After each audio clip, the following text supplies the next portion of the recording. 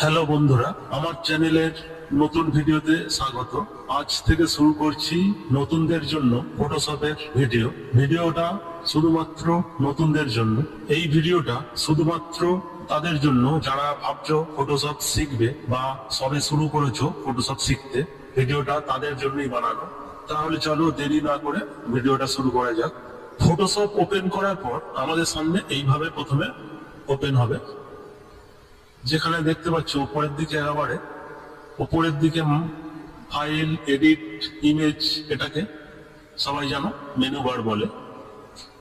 তারপরে বাম দিকে যেটা হোমের নিচে একটা চৌকো বক্স দেখতে পাচ্ছ, এটাকে বলে টুলবার আর কি।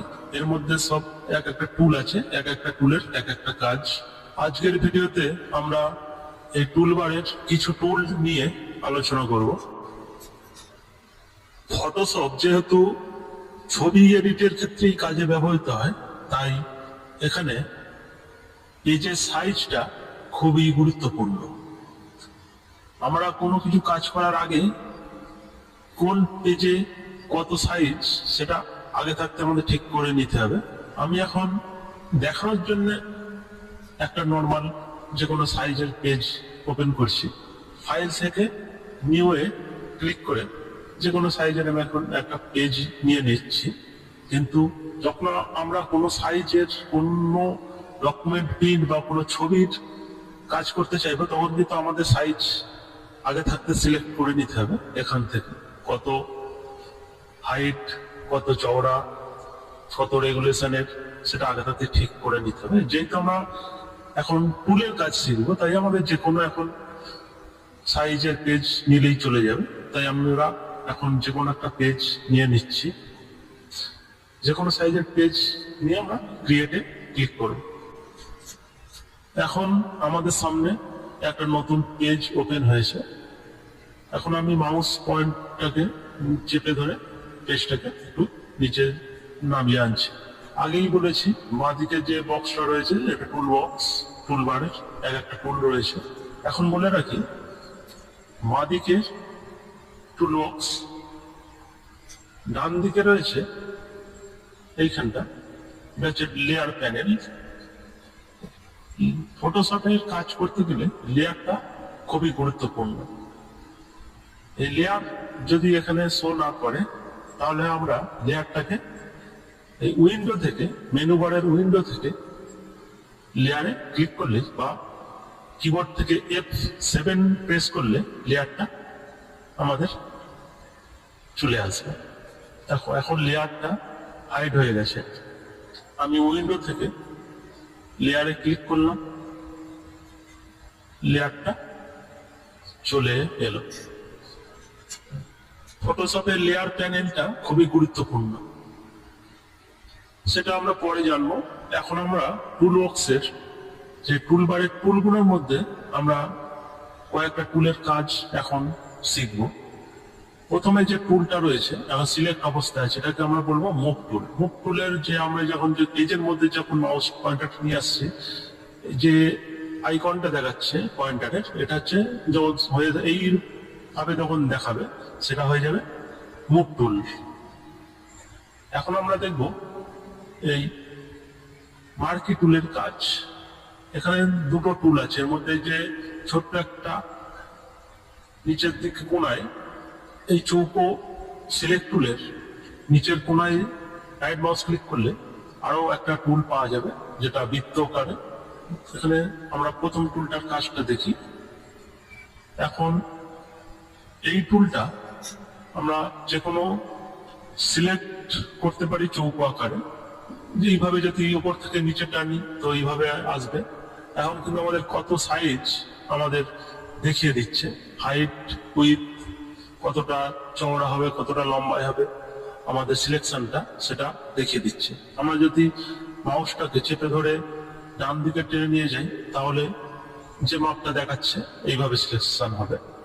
কিবোর্ড থেকে যদি আমরা শিফট চেপে ধরে রাখি, তাহলে কিন্তু শিফট চেপে ধরে যদি টানি, তাহলে চৌকো বক্স তৈরি হবে, যার চারটে বাহুই সমান হবে বর্গাকারে। আর যদি আমরা কিবোর্ড থেকে শিফট ছেড়ে দিয়ে টানতে থাকি, তাহলে যেরকম ভাবে চাইবো আমরা সেরকম তৈরি হবে। এখন ওপর দিকে টানলে এইভাবে হবে, ডান দিকে টানলে এইভাবে, আলাদা আলাদা বাহুর সিলেকশন তৈরি হবে।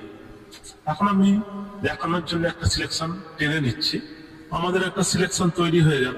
এখন যদি আমি আর একটা সিলেকশন বানাতে চাই, কিবোর্ড থেকে শিফট চেপে রেখে আর একটা সিলেকশন আমরা তৈরি করব। কিবোর্ডে শিফট চাপার সময় দেখো মাউসের পয়েন্টারটা প্লাস আকার নিয়ে নিয়েছে। এখন আমরা এখান থেকে টানতে থাকবো, টেনে মাউসটা এত নিয়ে আমরা ছেড়ে দেবো। তাহলে আমরা শিফট চেপে সিলেকশনটা নতুন একটা অ্যাড করতে পারছি। আমরা যদি উপর থেকে আর একটা শিফট চেপে করি, আবার মাউস পয়েন্টারটা প্লাস হয়ে গেল, আমরা আবার সিলেকশন যোগ করতে পারি। আর একটা সিলেকশন আমার যোগ হয়ে গেল। এদিক থেকেও যদি আমরা একটা সিলেকশন করি, এইভাবে নিচের থেকেও যদি শিফট চেপে রেখে করি, তাহলে আমাদের একটা এরকম সিলেকশন তৈরি হলো। এখন আমরাকে যদি চাই, আমাকে এর মধ্যে কোনো একটা কালার ফিল করব। এখানে উপরের যে কালারটা আমাদের হয়ে আছে এখন, এই কালারটা যদি আমরা ফিল করতে চাই, কিবোর্ড থেকে অল্ট চেপে ব্যাক প্রেস করলেই যতটুকু সিলেকশন হয়ে আছে ততটুকু এটার মধ্যে কালারটা ফিল হয়ে যাবে। দেখো কালারটা আমাদের ফিল হয়ে গেল, কিন্তু সিলেকশন এখনো আমাদের রয়ে গেছে। আমরা চাইছি এখান থেকে আমাদের সিলেকশনটা কিছুটা বাদ দেব। তাহলে আমরা কি বাদ দিতে গেলে কিবোর্ড থেকে অল্ট চেপে রেখে, অল্ট চাপলে দেখো আমাদের মাইনাস হয়ে যাচ্ছে। আমরা চাই এখান থেকে কিছুটা মাইনাস করে দেবো, এত অল্ট চেপে রেখে, তাহলে আমাদের সিলেকশন মাইনাস হয়ে গেল। কিন্তু যেহেতু আমরা ফিল করে নিয়েছি, তাই আমাদের কিন্তু ফিলটা রয়ে গেছে, সিলেকশনটা হয়ে গেছে। আমরা চাইছি যে এই সিলেকশনে যতটুকু হয়ে আছে সেটাকে আলাদা আর একটা লেয়ারে নিয়ে সেটা আর একটা আলাদা কালারে ফিল করব। তাহলে আমরা লেয়ারের প্যানেলের দিকে নিচে দেখবো একটা প্লাস আইকন আছে, এখানটায় নিচের দিকটা লেয়ারের গিয়ে প্লাস আইকনে ক্লিক করলে একটা নতুন লেয়ার তৈরি হবে। এবার আমরা চাইছি এটাকে, যে সিলেকশনটা এখন আছে সেটাকে অন্য কোনো কালারে ফিল করব। তখন আমাদের যেই কালারের এটা রয়েছে এখানে আমরা ডবল ক্লিক করব, বা আমরা এখান থেকেও যে উপরে কোনায় ডান দিকে যে কালারের প্যানেলটা আছে এখান থেকেও আমরা কোনো কালার সিলেক্ট করেও কালারটা নিয়ে আসতে পারি। এখন যে সিলেকশনটা আছে একইভাবে কিবোর্ড থেকে অল্ট ব্যাক প্রেস চেপে কালারটা ফিল করব। দেখো দেখো নতুন আর একটা লেয়ারে এই একটা সিলেকশন যেটা বানানো আছে সেই লেয়ারে কালার ফিল করা হয়ে গেছে। আমরা এখন কিবোর্ড থেকে কন্ট্রোল ডি চেপে সিলেকশনটা উড়িয়ে দেব। কিবোর্ড থেকে কন্ট্রোল ডি করেও করতে পারি, বা আমাদের এখানে দেখাচ্ছে ডি সিলেক্ট, এখান থেকেও করতে পারি, বা সিলেক্ট মেনু বারে সিলেক্ট থেকেও গিয়ে ডিসিলেক্ট করতে পারি। আমরা কিবোর্ডের থেকেই করে নেব কন্ট্রোল ডি। তাহলে আমরা সিলেকশন বানিয়ে দুটো লেয়ারে দুটো কালার ফিল করলাম। এখন দেখতে পাচ্ছ লেয়ার প্যানেলের দুটো কালার, দুটো প্রথমে যেটা রয়েছে ব্যাকগ্রাউন্ডে একটা কালার, আর আরেকটা লেয়ারে আরেকটা কালার রয়েছে। এখন যদি আমরা মুভ টুল নিয়ে উপরের লেয়ারটায় সরাই, এটা মুভ করতে পারি, কিন্তু নিচের লেয়ারটাকে কিন্তু আমরা মুভ করতে পারবো না। কেন? নিচের লেয়ারটা হচ্ছে ব্যাকগ্রাউন্ড লেয়ার, আর এটা হচ্ছে লক হয়ে আছে। এটাকে মুভ করাতে গেলে আমাদের লকটাকে ভাঙতে হবে, তবেই কিন্তু আমরা মুভ করতে পারবো। আমরা চাইলে এই উপরের যে লেয়ারটা এটাকে মুভ করতে পারি, এদিক ওদিক মুভ করে সরাতে পারি। মুভ টুলের কাজ হচ্ছে এটাই, এদিক ওদিক মুভ করা, সরানো। আর নিচের যে লেয়ারটা রয়েছে এটাকে আমরা যখন লকটা খুলবো তখন এটাকে মুভ করতে পারবো। চলো আমরা এটাকে লকটা খুলে দেখি। লকটায় ক্লিক করলে লকটা এখন যদি আমরা চাই এটা মুভ হবে, এদিক ওদিক মুভ করা যাবে।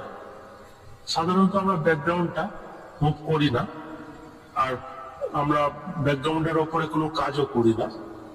আমরা যখনই কোনো কিছু ফটোশপে কাজ করি তখন আমাদের প্রতিটা কাজের জন্য আলাদা আলাদা লেয়ার তৈরি করে নিতে হয়। আলাদা আলাদা লেয়ারে আলাদা আলাদা কাজ করলে সুবিধা কি, পরে আমরা সেটাকে এডিট করতে পারবো। একটা লেয়ারের মধ্যে যদি সব কাজ করি সেগুলো পরে অসুবিধা হয়ে যায়। তাই আমাদের যখনই ফটোশপে কোনো কিছু কাজ করতে হবে, প্রতিটি কাজের জন্য আলাদা আলাদা লেয়ার তৈরি করে নিতে হবে। যেমন এই লেয়ারের জন্য আলাদা একটা রয়েছে। আমরা যদি চাই অন্য কোনো লেয়ার নিয়ে এখন একটা টুল, নিচের টুলটা নিয়ে, বৃত্তাকার যে টুলটা রয়েছে সিলেক্ট টুল, এটা নিয়ে নতুন আরেকটা লেয়ার নিয়ে এখন আমরা শিফট চেপে ধরে যদি মাউসটাকে টানি, তাহলে পুরো গোল আকারে আমাদের সিলেকশনটা হবে।